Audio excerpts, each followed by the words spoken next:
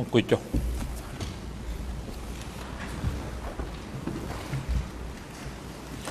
អង្គសម្រាប់ប្រកាសបន្តកិច្ចដំណើរការនីតិវិធីសកម្មភាពនិងផ្ដល់វិការជូនទៅសហវិញ្ញាអន្តរជាតិដើម្បីបន្តការតាំងសឹមនួតនេះដល់ចំពោះអ្នកជំនាញ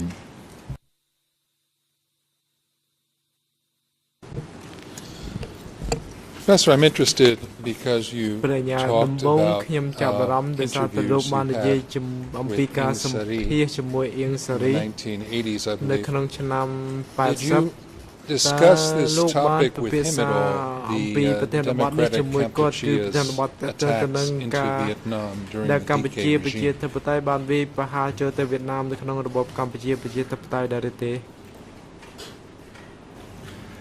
No, I don't recall discussing that. Just one question which stood out to me was that I asked him who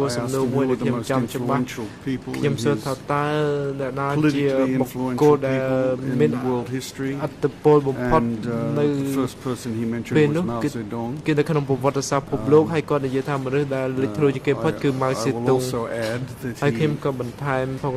added as a sop to the American television network, Ronald Reagan. So, but no, I don't recall him making any comment on this. I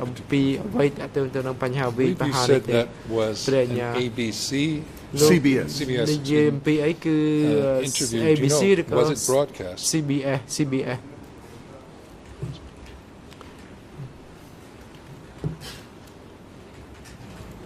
No, it was never broadcast. You also mentioned that you spoke to the King Father. Can you tell us a little bit about that conversation?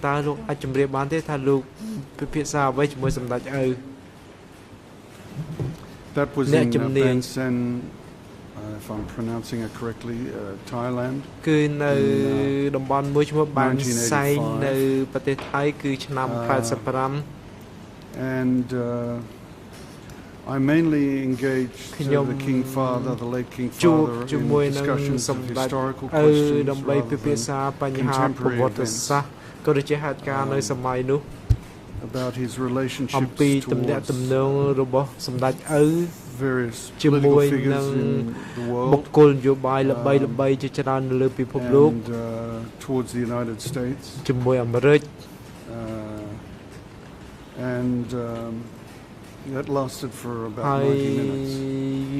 Did you recall if you discussed with him his relationship with the group that he named, the Khmer Rouge? No, I don't recall discussing that with him. You know, I may have discussed, but nothing that was said was exceptional. What stays in my mind were things that were exceptional in the conversation. So he may have said things, but he thanked me at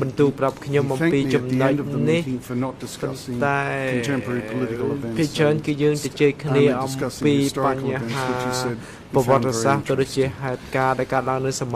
So you did not discuss, I gather, from that last answer,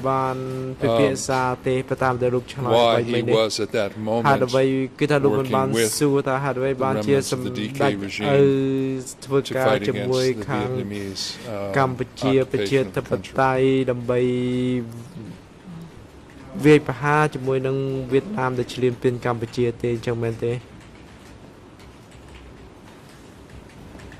No, I don't recall that part of it. But again, you know, if we did discuss it,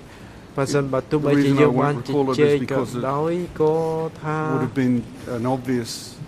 the comments would have been obvious to me, nothing new. What stands in my mind was what he told me that was new to me, new information, which there were some significant examples of. But with regard to, I knew that he had a tactical alliance with the Khmer Rouge to repel the Vietnamese invasion of the country.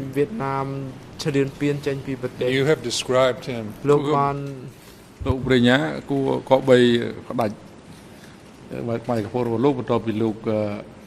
បានសួរហើយទី1ទី2សូមឲ្យឃ្លាតបន្តិចដើម្បីទុកការបកប្រែភាសានោះឲ្យបានពេញលេញល្អ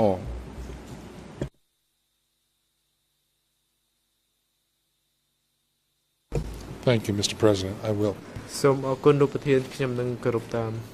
You described the King Father as a practical and realistic ថា man. ជាបុគ្គលម្នាក់ដែលមាន Can you ការប explain បទពិសោធន៍ what ក៏ you ដូចជា mean by មាន that? ចំណេះដឹងច្បាស់លាស់តែលោកអាចបញ្យល់បានទេថាលោកនិយាយនឹងចង់មានន័យយ៉ាងម៉េច What I mean by that is ខ្ញុំ that មានន័យថា he had a set of political goals and គាត់មាន tried គោល to ដៅនយោបាយ achieve ច្បាស់លាស់ហើយគាត់ចង់សម្រេចគោលដៅទាំងអស់នេះឲ្យបានតាមដែលអាចធ្វើទៅ in the បាន most practical way. គឺនៅ That ក្នុង is, លក្ខណៈប្រកបនិយម he wanted to keep Cambodia independent. ដោយថាគាត់ចង់ឲ្យកម្ពុជាឯករាជ្យហើយដូច្នេះហើយគាត់ធ្វើតាមគោលនយោបាយដែលគាត់គិតថាគាត់អាចសម្រេចបាន I brought this up in ខ្ញុំ contrast លើក because I wanted to ចំណុចទាំងអស់ contrast នេះមកដោយសារតែ the ខ្ញុំចង់ policies of DK. ចាញ់ទៅនឹងគោលនយោបាយរបស់កម្ពុជាប្រជាធិបតេយ្យដែលខ្ញុំគិតថាគោលនយោបាយរបស់កម្ពុជា Do ប្រជា you ធិប wish តេយ្ to យមិនមានលក្ខណៈ expand ប្រកប on និយម that to make that clear? What is the ប្រញ្ញា difference? តើលោកអាចបញ្យល់បានទេថាភាពខុសគ្នានឹងយ៉ាងម៉េចដែរ Basically, the prince, អ្នកជំនាញជា or he was then ជា the ជា prince, មូល by the ដ្ឋា way. ន The late King Father was គឺ then ថា a នៅពេលនោះ titled គឺថា prince, you know. ព្រះអង្គគឺជាព្រះអង្គម្ចាស់មួយរូបទេខ្ញុំសូមហៅថាព្រះអង្គទៅចុះ As I think I mentioned in some of the earlier comments ខ្ញុំ that I គិតថា made, ខ្ញុំបានបញ្ជាក់រួចមកហើយនៅពេល Nuon កន្លង Chia's មកនេះ representative, គឺថាព្រះអង្គ represented, he understood that there was a hostility from យល់អំ Vietnam ពី towards the Cambodians, or at least a condescending, patronizing attitude. អបខ្ពើមរបស់វៀតណាមមកលើកម្ពុជាឬក៏អំពើការសាហាវរបស់វៀតណាមមកលើកម្ពុជាហើយវៀតណាម But he understood he had ចេ to ត do នា everything he could ហើយ to prevent ព្រះអង្គគិត those ថាព្រះអង្គអាច ambitions រារាំង from ម being ហិច្ឆតា realized. របស់វៀតណាមមិនឲ្យ And សម្រេច that បាន included not provoking the ប៉ុន្តែមិន Vietnamese. And I បង្ក draw រឿង that ជាមួយវៀតណាម contrast នោះ with ទេមិនបង្ក what I បញ្ saw ហា as the ជាមួយ behavior of Pol ជាមួយ Pot វៀតណាម and គឺថាខ្ញុំឃើញ some ថា of the leaders of យុទ្ធសាស្ត្ររបស់ព្រះអង្គ democratic ខុស Kampuchea, ពីយុទ្ធសាស្ត្រដែលប៉ុល ពត បានធ្វើនៅក្នុងរបបកម្ពុជាប្រជាធិបតេយ្យជាយុទ្ធគឺកម្ពុជាប្រជាធិបតេយ្យជាយុទ្ធសាស្ត្របង្ករឿងព្រះរាជអាជ្ញា King Father លោកបាននិយាយ King ថា at the សម្ time ដេចឪ was not a racist. មិនមែនជា How would you contrast that with the DK? គល់ដែលរើសអើងពូជសាសន៍ទេតើលោកគិតយ៉ាងម៉េចដែរធៀបជាមួយកម្ពុជាប្រជាធិបតេយ្យអ្នកជំនាញ I think that ខ្ញុំគិតថា I'm not quite sure what the real attitudes ខ្ញុំមិន of ប្រកាសអំពី the DK were អ towards កប្បកិរិយារបស់កម្ពុជាប្រជាធិបតេយ្យចំពោះអ្នកដែលមិនមែនជាជនជាតិខ្មែរនេះទេព្រោះថាកម្ពុជាប្រជាធិបតេយ្យ totalitarian គឺ revolutionary ជា movements. ចលនាបដិវត្តផ្ដាច់ការគឺដូចជាបកកុម្មុយនីសសូវៀតឬក៏បកកុម្មុយនីសចិនដូចគ្នា Their ដែរ ambition was to ចេត eradicate នារបស់ពួកគេគឺចង់លុបបំបាត់នៅភាពខុសគ្នានៃវប្បធម៌នៅក្នុងសង្គម It wasn't because they ដូច្នេះគឺថា necessarily មិន specifically មែន hated ដោយសារតែ Vietnamese គេ or ស្អប់វៀត specifically ណាម hated ឬក៏ other ethnic groups, ស្អប់ but ជន because ជាតិឬក៏ពូជសាសន៍ដទៃនោះទេ ethnic differentiation was an obstacle to ព្រោះ a ថា kind of social ភាពខុសគ្នាផ្នែកពូជសាសន៍នឹងហើយធ្វើឲ្យវាមានវាជាឧបសគ្គដល់ការរួបរวมសង្គមតែមួយដូចខ្ញុំចង់និយាយថា Somebody once told me that they often frequently in the period in recent years before his arrest ពេលនោះមុនពេលដែលគេចាប់ was ខ្លួន often ហ្នឹង seen អៀង eating at a Vietnamese restaurant. គេឃើញថាអៀងសេរីអាសាចូលហូបអាហារនៅហាងវៀតណាមនៅក្នុងទីក្រុងភ្នំពេញដូច្នេះខ្ញុំគិតថា particularly hostile to គាត់ដូច Vietnamese. ជាមិនមានអត្ថថាស្អប់ពើឬក៏គុំគួនជាមួយវៀតណាមនោះទេគ្រាន់តែថា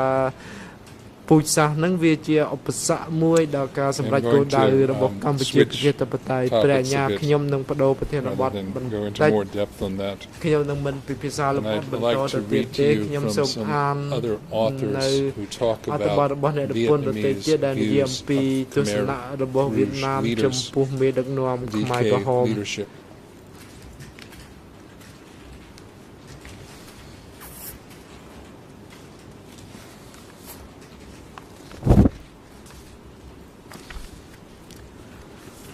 And perhaps I'll start with Dmitry Mosyakov. This is at E3/9644. ERN is 010859744 to the next page in English. In French, 0112534. And in Khmer at 011200075.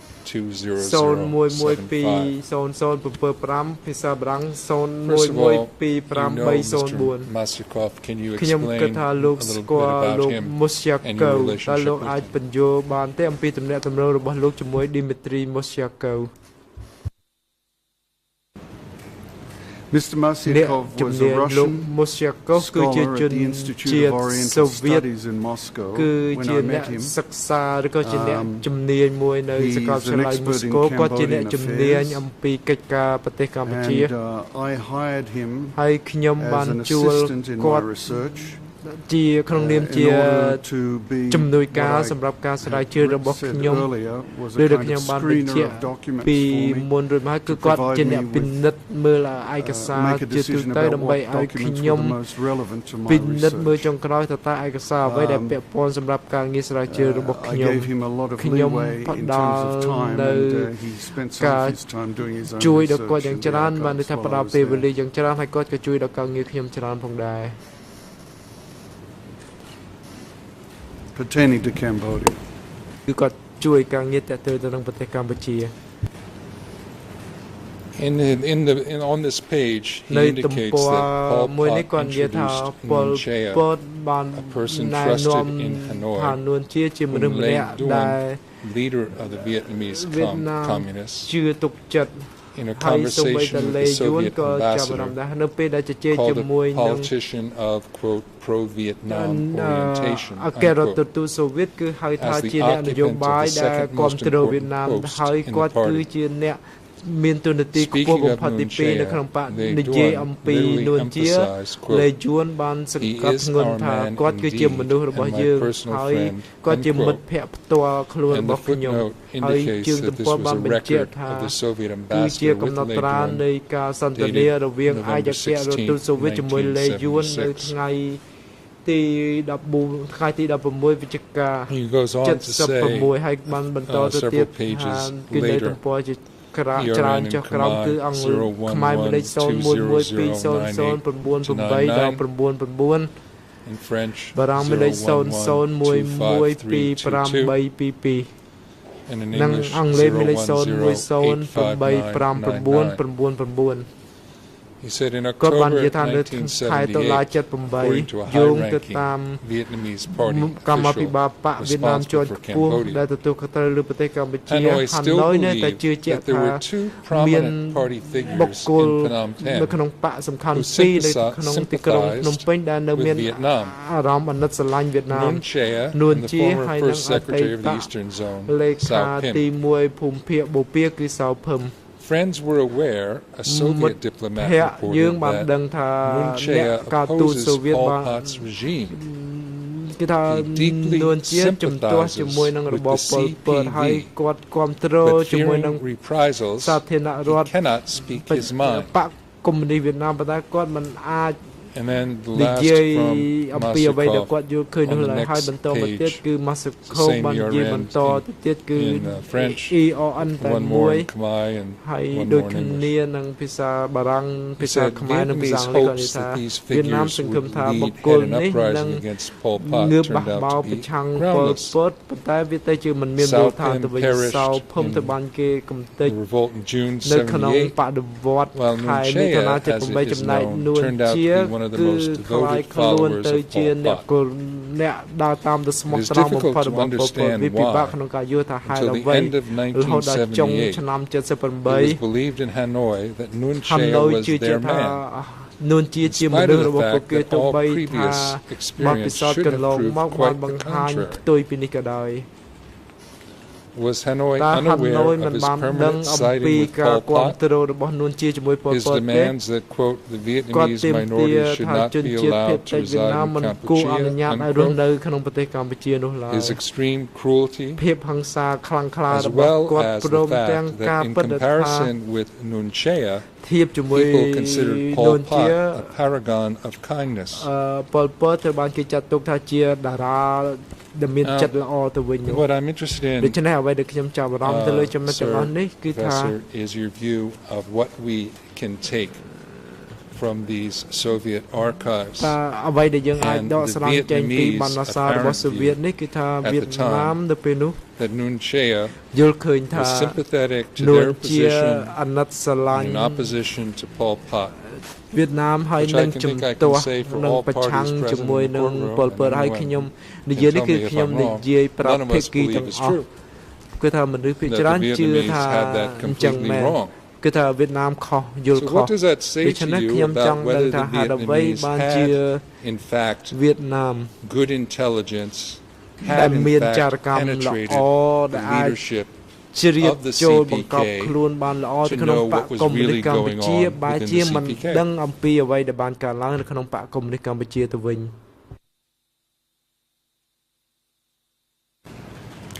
I think it tells us that the Vietnamese had very poor intelligence about what was going on in the leadership of the DK. May have had poor intelligence even more broadly about what was going on in the countryside.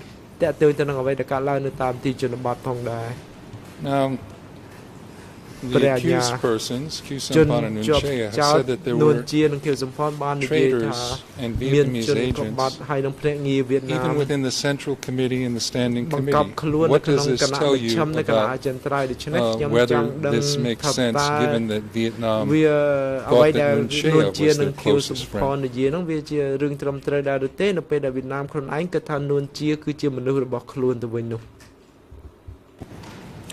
Well, I think it certainly raises questions about the reality of that belief, that there were enemies at such a high level of the Communist Party of Cambodia. I certainly, again, I would like to go back to a point that I made earlier. This belief of enemies penetrating the party at the highest level was a feature of the Soviet Communist Party, was a feature of the Chinese Communist Party, the Korean Communist Party, in their internal purges and terror campaigns. The supreme leader would always use such justifications, and he may have actually believed them, but use such justifications for a campaign of terror within the party leadership. Would you agree that that, of course, differed over time and with leaderships? So, with Stalin, it may have been different than with subsequent leaders. With the Lin Biao, I believe it was, campaign in China, differed from other periods under Deng Xiaoping, for example.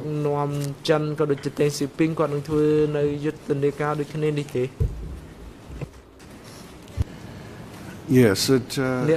product of a paranoid mindset, which is a characteristic of revolutionary elites. It certainly wasn't a characteristic of the mindset of Deng Xiaoping. Thank you. Now, you had mentioned that Nuon Chea had been in Vietnam, and there's a couple of quotes from the book Behind the Killing Fields I'd like to read to you and then get your comment. This is E3/4202.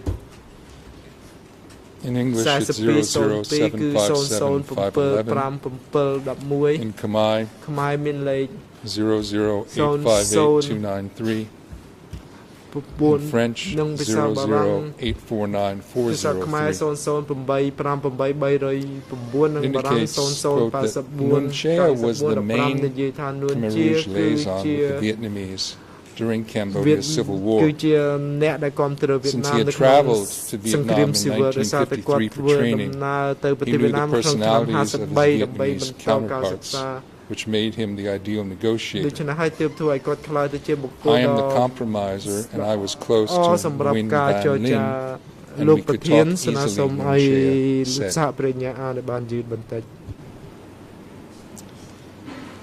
And then the second quote is at ERN in Khmer 00858279, in French 8493994, and in English 00757506. This is in the book. They quote Nguyen Chia as saying, I like reading books about how to work in secret, and Vietnamese books that talked about the torture and arrest of communist members. So what can you tell us about what Nguyen Chia was doing in Vietnam and his relationship with the Vietnamese?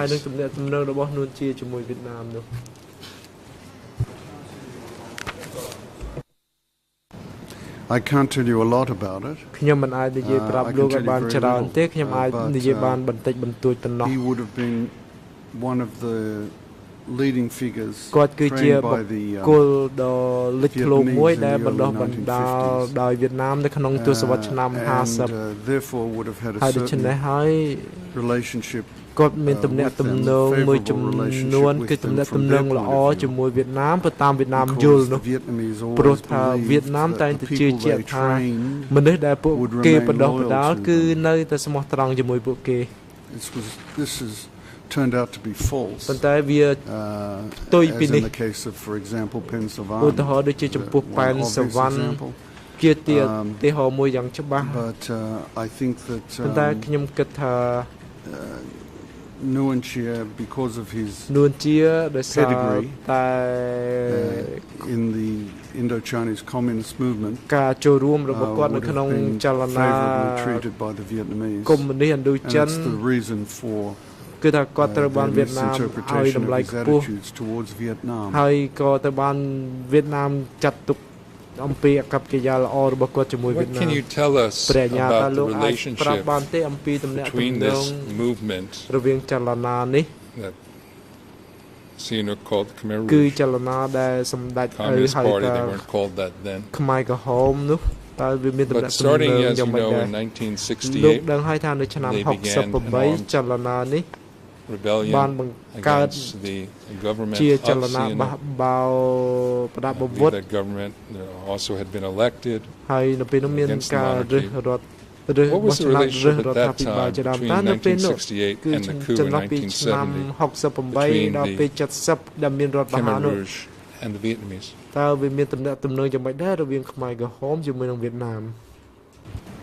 The Khmer Rouge and Vietnamese had different objectives between 1968 and 1970 because the Khmer Rouge, as you stated correctly, wanted to overthrow the government of then Prince Sihanouk, whilst the Vietnamese wanted to keep him in power because he was allowing them to use Cambodia as a staging area and as a supply base through Sihanoukville for their war in South Vietnam. That is, the Vietnamese communists were very favorably disposed towards retention of the Sihanouk government. And so there was a conflict of interest between the Khmer Rouge, who are based in the northeast of Cambodia, in the mountainous provinces of the northeast, and the Vietnamese, who in the eastern parts of Cambodia, some of which were a bit further south. For the years between, let's say, 1968 and 1972, so that includes 2 years before the coup and 2 years after, did the Khmer Rouge seek the assistance of the Vietnamese, and did they receive any? Well, they would have been supported by the Vietnamese. ពួកគេបានទទួលការគាំទ្រពីវៀតណាមជាពិសេសពីឆ្នាំ70ដល់72នោះគឺក្រោយពីរដ្ឋប្រហារ ខែមិនិនា70ដោយលន់នល់និងសេរីមតៈនោះ The Vietnamese communists who had been told by Lon Nol to get out of Cambodia គឺថាកុម្មុយនីសវៀតណាមដែលត្រូវលន់នល់បណ្ដេញចេញពីប្រទេសនោះបានធ្វើការបះបោរប្រឆាំង the Lon Nol government រដ្ឋាភិបាលលន់នល់យ៉ាងច្រើននៅពេលនោះហើយបន្តមកទៀតគឺបានបន្តសង្គ្រាមចូលប្រទេសកម្ពុជា As I said before, ដោយតែខ្ញុំបានបញ្ជាក់ពីមុនចឹងគឺថាវៀតណាមភាគច្រើននៅខាងបូព៌ា After the American and South Vietnamese invasion of ក្រោយ April ពេល 1970, ដែលមានការ they ឈ្លាន fled ពាន into the interior of ពេលនោះគឺ Cambodia. វៀតណាមទាំងអស់ And នោះ in បាន their wake, they set up ទេ Cambodian បានចល័ត communist មកចូលដី organizational កម្ពុជា structures, ហើយបានរៀបចំឲ្យមានជាអង្គភាព which មាន they ជារចនា tried សម្ព័ន្ធ to ត្រឹមត្រូវ dominate ដែលពួកគេ by their ព្យា own យាម Khmer-trained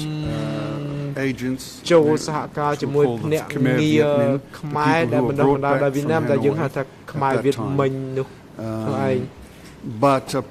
Pol Pot and the other ប៉ុន្តែ leaders នៅ of ពេល the នោះ Khmer ប៉ុលពត ហើយនឹងមានដឹកនាំ Rouge ខ្មែរក្រហមដទៃទៀតនោះ were aware of this បានដឹង strategy អំពីយុទ្ធសាស្ត្រនេះគឺយុទ្ធសាស្ត្ររបស់វៀតណាម had the Khmer Vietmin removed from ហើយ positions បាន of power ដក in ខ្មែរ the វៀត communist មិញ structure. So that ចេញ in ពី other រ words, ចនាសម្ព័ន្ធ what was កុម្មុយនីស happening កម្ពុជា in ដូច្នេះអ្វីដែលកើត 1970 ចន្លោះឆ្នាំ was 70 that ដល់ the Vietnamese 72 communists គឺ were ថា assisting the កុ Khmer ម្មុយនីស Rouge វៀតណាមបានជួយដល់ខ្មែរក្រហម ដើម្បីបង្កើតមូលដ្ឋានរបស់ពួកគេប៉ុន្តែពួកគេក៏បានជួយផងដែរនៅមូលដ្ឋានយោធាប្រឆាំងនឹងលន់នល់ផង For ដែរ the time ព្រះ after ញ្ញា the coup ក្រោយ until រដ្ឋប្រហារ the 17th of April, រហូតដល់ Where did the 17 មេសា Khmer Rouge 75វិញតើ obtain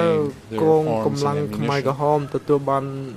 អាវុធគោរពរំសេវពីនរណា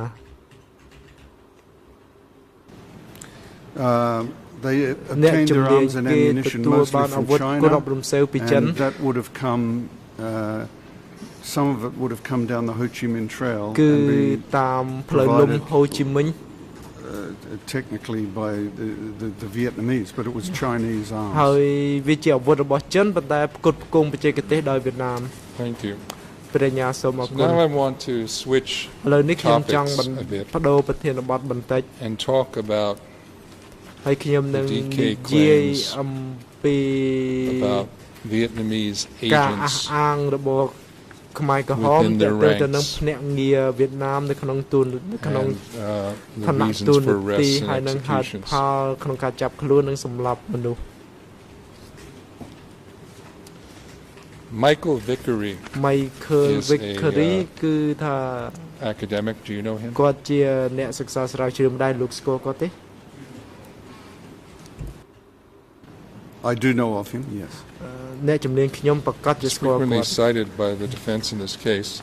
អ្នក he ព្រះ wrote ញ្ញាគឺថា Michael in Vickery បាន E3 សរសេរនៅក្នុងឯកសារ 57 3 លើ and the ERN is only this portion is only in English. គឺមានតែភាសាអង់គ្លេសមានលេខ 003964 So the DK leadership, គឺបាននិយាយថា Sari and អៀងសារីហើយ Salazar និងសាឡុត Pol ស Pot ព្រមទាំង in ប៉ុលពត particular never were pro-Vietnamese, មិនដែលគ្រប់គ្រង and វៀ they តណាម became ឡើយហើយពួក increasingly គេ anti-Vietnamese as time went on. ទៅបានខ្លាយខ្លួនទៅជាអ្នក While ប្រឆាំង those វៀ who តណា were ម in any degree at all pro-Vietnamese ប៉ុន្តែអ្នកដទៃទៀតគឺជាអ្នកគ្រប់គ្រង eliminated វៀតណាម between 1975 ចន្លោះ and ពីឆ្នាំ 79. 75 ដល់ 79 You wrote in your book ក្នុងសភៅ on របស់ page លោក 106, នៅក្នុងទំព័រ it's 106 English ERN អង់គ្លេសមានលេខ 01001773. 01001773 He there is no evidence that the people whom Pol Pot's emissaries attempted to kill were agents of Vietnam. On the contrary, the people Pol Pot was now attempting to kill had loyally carried out orders from the Khmer Rouge leadership for the previous 3 years. These orders had involved them attacking Vietnamese and ethnic Cambodian civilian targets inside Vietnam and bearing the brunt of Vietnamese retaliation.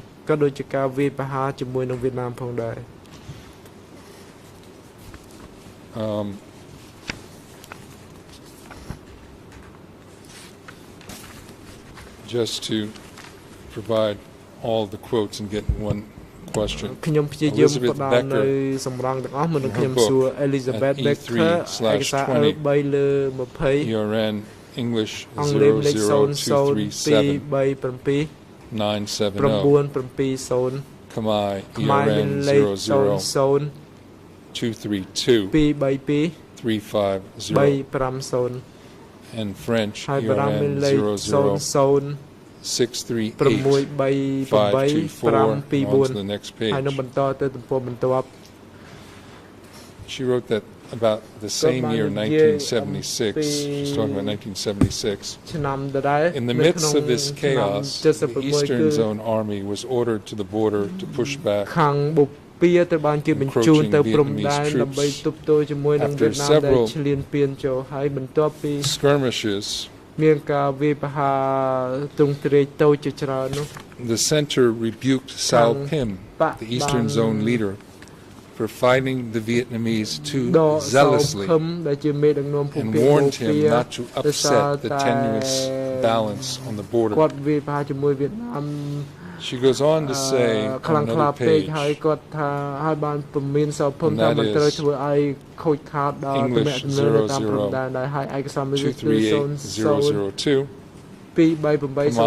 Khmer 00232 392, and French 00 638 555. She said, referring to Sao Pim, he was too much a part of the system to imagine it turning against him or to recognize the clues when the center did turn on him. He was a party elder. He had been a member of the elite standing committee since the 1950s. He had been party secretary of the Eastern Zone since 1960. He had personally built up the Eastern Zone Army. And on the next page he says, yet when Pol Pot ordered the execution of the Khmer communists who returned from Hanoi with the Vietnamese troops, Pim obeyed. Eastern Zone deputies like Pun Chun oversaw the detention and execution of the returnees within the region in 1974, but nowhere in this record is there a hint of Sao Pim being a close friend of Vietnam. Rather, he was proud of his record of refusing to become dependent on Vietnam in war or peace, nor was there a hint of rebellion. So, I'd like you to comment on what these other writers have written, and also I didn't read all of the excerpts in your book. Was there a rational belief by the DK leaders that their ranks were riven with traitors and agents of Vietnam?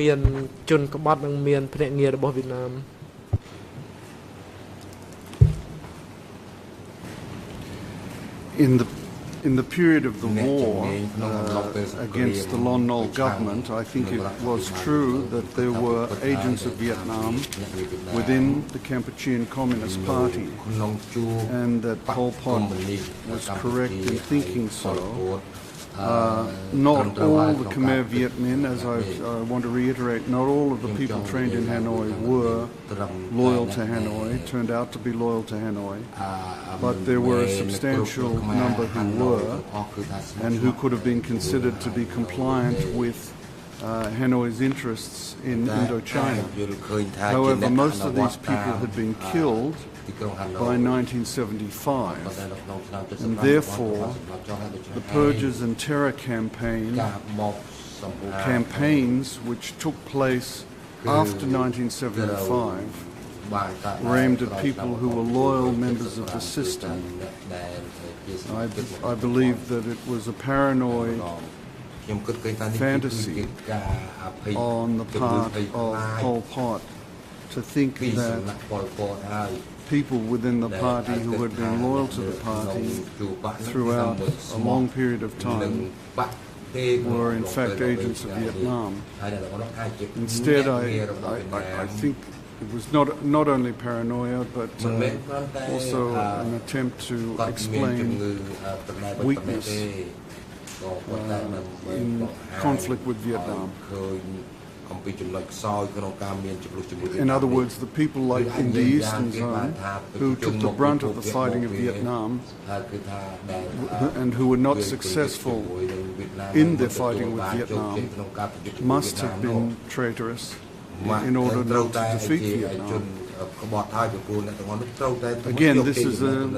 part of a paranoid political culture which permeates all revolutionary movements. Are there other examples of such regimes where they blame their own failures on sabotage traitors within their ranks?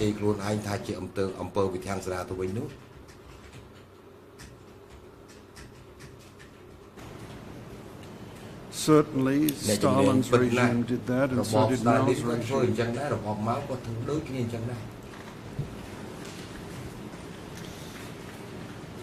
I'd like to read to you something that is written by Chanda, where he's quoting Stephen Heder. And this is E3/2376. In English, it's 00192380. In Khmer, 00191527. And in French, 00237-06324. He said, in light of what happened since the massacres in Tay Ninh, it has also become clear that it was no isolated act of madness. The attack on the eve of Pol Pot's first official trip to China was clearly aimed at impressing on China the seriousness of Cambodia's determination to fight Vietnam. American scholar Stephen Heder believes that the September 24th attack on Tay Ninh, launched by Divisions 3 and 4 of Cambodia's eastern zone, was a double gift. At a time when a countrywide hunt for suspected Vietnamese sympathizers was on, the Eastern Zone leaders' zeal in killing Vietnamese was proof of loyalty to Pol Pot, as well as an offering for him to carry to Beijing. Do you think that there is some logic in Heder's belief that the Eastern Zone's participation in these killing of Vietnamese civilians was partially aimed to prove their loyalty to Pol Pot? Yes, I agree.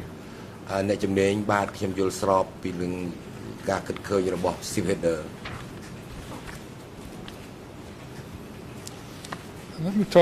ask you a little bit about the relationship between democratic Kampuchea and the Soviet Union, and then then we'll go into China and the Soviet Union. Do you know what happened on the 17th of April when the Khmer Rouge took Phnom Penh to the Soviet embassy?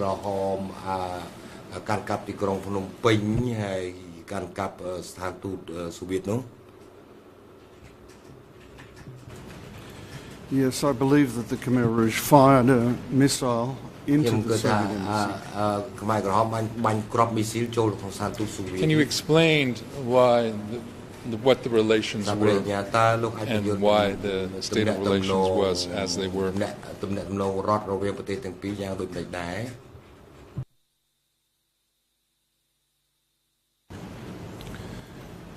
The relations were poor because the Soviet Union had not broken relationship with the Lon Nol government. That's the first reason. And I think the second reason is that the Khmer Rouge, being Maoist in their orientation, regarded the Soviet Union as a revisionist power. That's a bad word amongst Marxist-Leninist purists. To call somebody a revisionist means you're abandoning some of the fundamental principles of Marxism-Leninism. And I believe that's how they regarded the Soviet Union. So there was a double set of factors, two factors which would have compelled them to be hostile towards the Soviet Union. And what about the relationship in this time period between China and the Soviet Union? Can you talk about that? And the period I'm talking about is the decay period, from 1975 to 79, but you can explain earlier events that affected that relationship.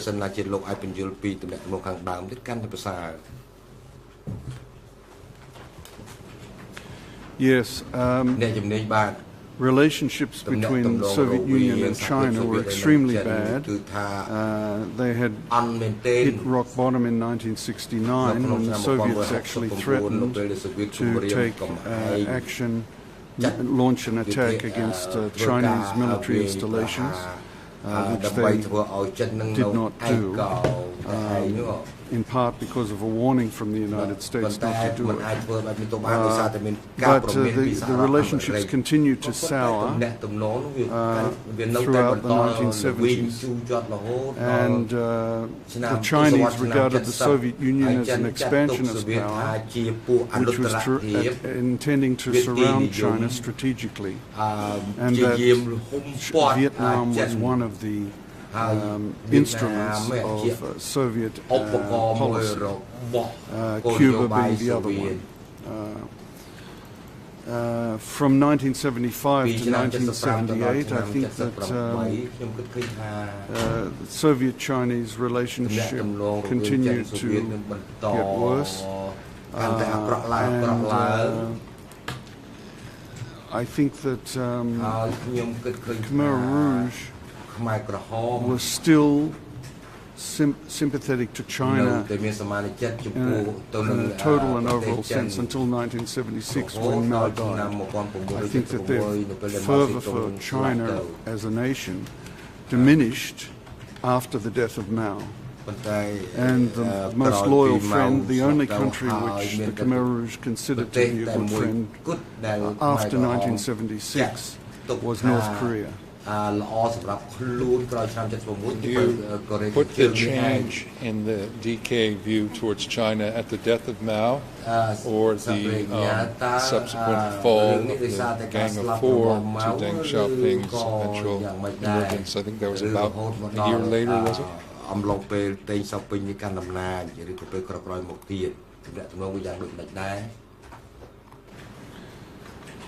Yes, I think, I'll restate it then. The Khmer Rouge became somewhat disillusioned with China as a result of the death of Maoism, which involved the Gang of Four. And did in fact China and the Soviet Union actually have armed clashes over a dispute about where their border was?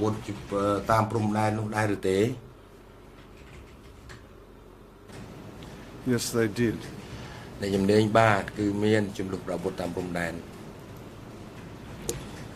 So for China, how did they view the Vietnam's relationship with the Soviet Union?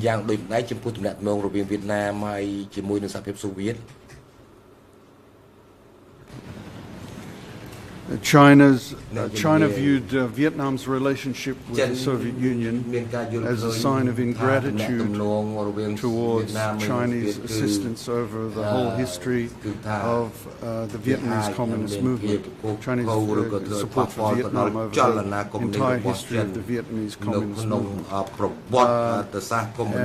That was the first thing, and the second thing was that they regarded the Soviet Union as using Vietnam against China. Did Vietnam and China have territorial disputes?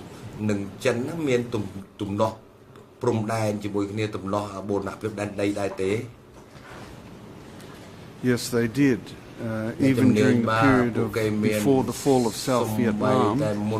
there were disputes over the Paracel and Spratly Islands, disputes which continue to this day. And can you briefly put on the record your view of the difference in the power, the military power of the Soviet Union and China at that time in the late 1970s?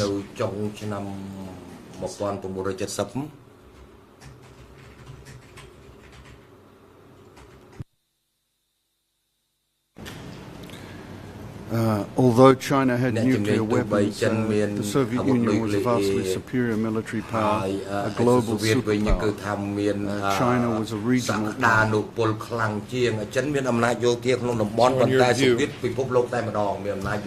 Would Chinese fear of encirclement by the Soviet Union, Soviet bases in Vietnam, be irrational? Soviet no khôngប្រទេសវៀតណាមដែរទេ Yes, it was a rational fear. អ្នកជំនាញគឺថាពិតហើយមានមូលហេតុដែលនាំឲ្យភ័យខ្លាចបែបនេះ And how then did the Chinese view Cambodia as how it played out in these various relationships between Vietnam, China, Soviet Union? កម្ពុជានេះមានលក្ខណៈដូចនេះដើរតួរបៀបម៉េចចំពោះទំនាក់ទំនងរវាងកម្ពុជាវៀតណាមចិននិងសូវៀត China regarded Cambodia as a possible buffer against Vietnamese expansion. And it should be noted that China has always had a special relationship with Cambodia, going back to the late King Father's rule when he was both king and then Prince Sihanouk.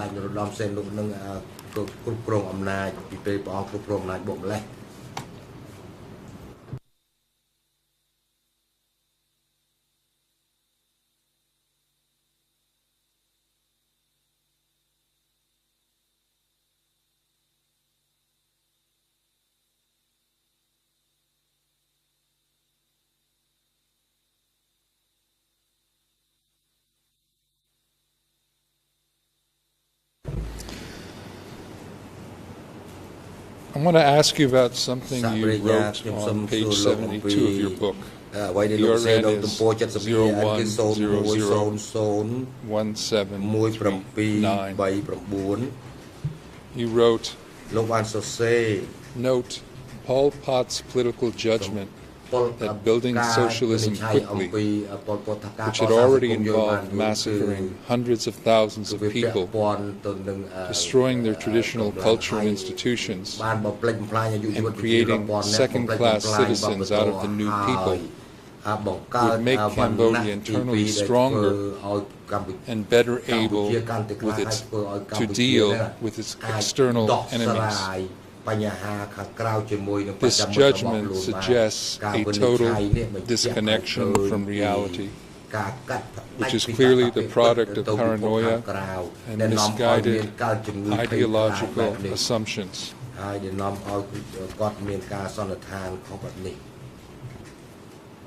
You wrote on page 237, The ERN is 01001910. Pol Pot's power within his party was never seriously challenged after 1972. And by 1977, his preemptive purges of the party and military had eliminated any possibility of a coup. Pol Pot's purges against non-existent enemies during 1978 further weakened his already weak political and military position in relation to his foreign enemies. Can you talk about that? Did the DK policies, particularly these internal purges of the East Zone Army and other setting up detention centers around the country, other DK policies, did they, in your view, help to assure the independence of Cambodia? Or did they make it more likely that Cambodia would lose its independence and actually weaken the country towards any potential foreign invader?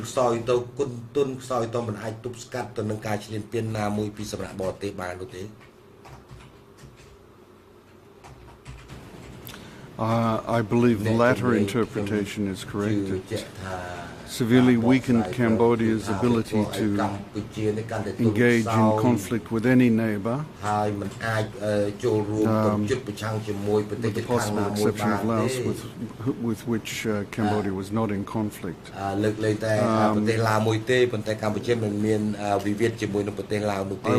would like to point out, again, to use historical analogies, that this is a replication of kinds of behavior we see from revolutionary totalitarian dictators in the past. Stalin's, in the wake of the rise of Nazi Germany, Stalin purged not only his party leadership, but also his military, and severely weakened the capability of the Soviet Union to face Nazi Germany. Similarly, in China, there were purges of the Chinese military at a time when China regarded the Soviet Union as a mortal threat to China. Mao Zedong carried out these terrorist purges against the armed forces leadership in a way which diminished his capability to deal with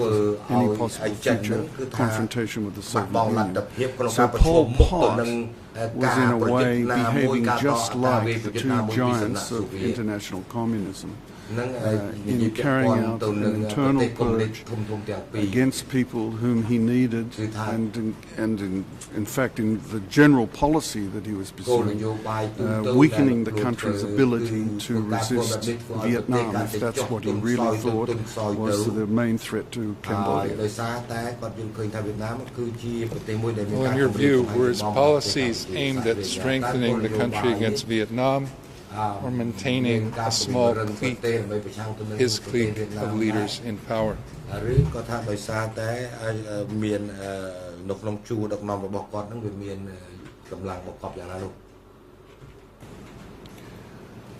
I believe the latter. Although he wanted to resist what he saw as a Vietnamese threat, what he was doing at the same time undermined his capability. You mentioned, I believe this morning, perhaps it was yesterday afternoon, some historical attitudes of Khmer people towards Vietnam, a country that has much larger and that over the centuries has taken territory from what was previously part of the Khmer Empire. I'd like you to talk a little bit further about that. In particular, how did during the Vietnam War, at the time of the 1970 coup, before and after that, how were the Vietnamese welcomed or not welcomed by the Khmer people inside Cambodia, Vietnamese that were using bases in Cambodia? នៅពេលដែលវៀតណាមនេះបានប្រើមូលដ្ឋានកងទ័ពរបស់ខ្លួននៅក្នុងប្រទេសកម្ពុជានោះ around yes in the years before and after 1970 មុនឆ្នាំ1970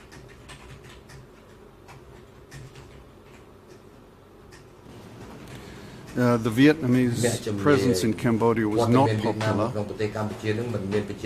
It was not popular during the time of Sihanouk, which is one of the reasons why Sihanouk went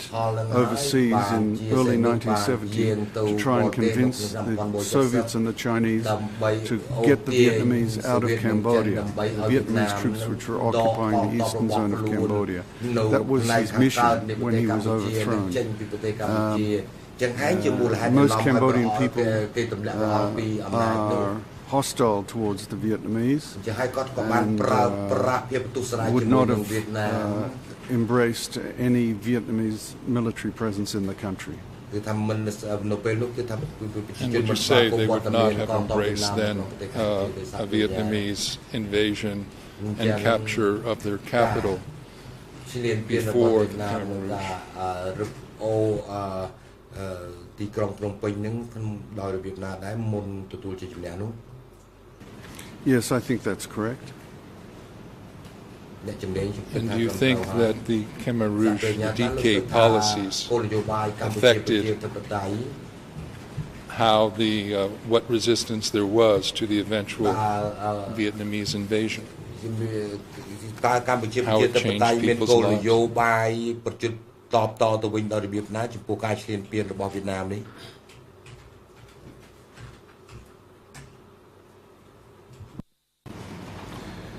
Yes, I think it affected the way they reacted. I think that the Cambodian people didn't want either a Vietnamese occupation of Cambodia nor a Khmer Rouge control of Cambodia, which is why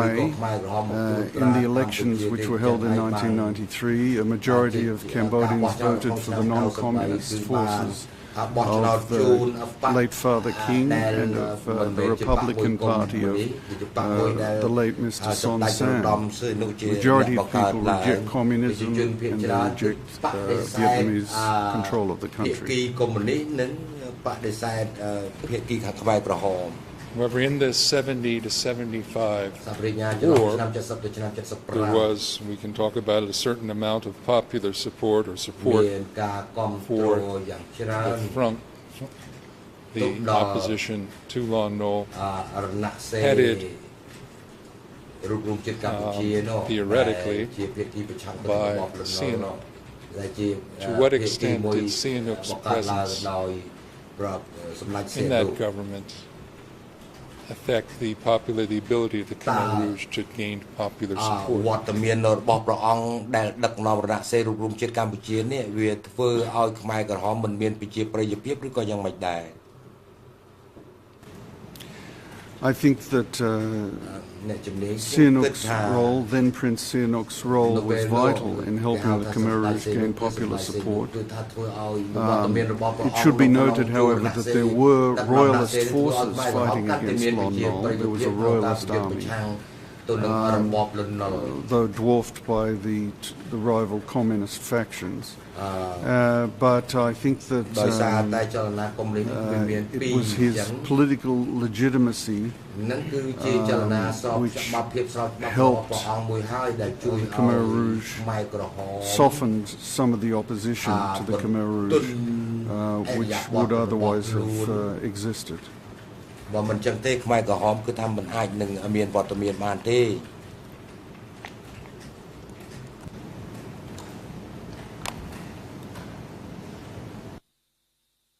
There is something on that point that I wanted to bring up, but I can't find it now, but perhaps you recollect it, maybe it was from your book. Do you recall in your any conversation with Sihanouk or reading about Sihanouk talking about badges with his picture being produced? ពាក់ព័ន្ធទៅនឹងរូបភាពរូបថតរបស់ព្រះអង្គ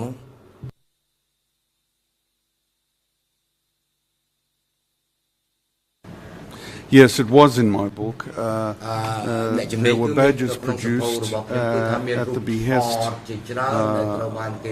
the, I can't remember whether it was the Chinese or the North Vietnamese, badges of Sihanouk which were to be used and in order to win popular support during the war. This was at a time in which the Vietnamese were still present in Cambodia during the 1970-75 war. And it was the Pol Pot group which took the badges and threw them away because they didn't want too much credit for the successes to be attributed to Sihanouk. I have time for just one last question today. So I would like you to comment on something you wrote in your book. This is at ERN 01001774. You quote the Vietnamese leader Le Duan as having called the existing system in Cambodia at that time decay, quote, slave-holding communism, unquote. Can you tell us what he meant by that, your interpretation?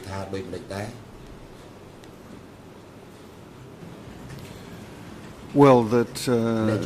I think what he understood was that the system of party control of society was so onerous, with people not paid for their work except in food and an insufficient amount of food, that it was a form of slavery rather than the kind of communism that existed in Vietnam. Some of these issues are matters of degree, of course, but the situation in Cambodia was very extreme, of course, in 75 to 78. Thank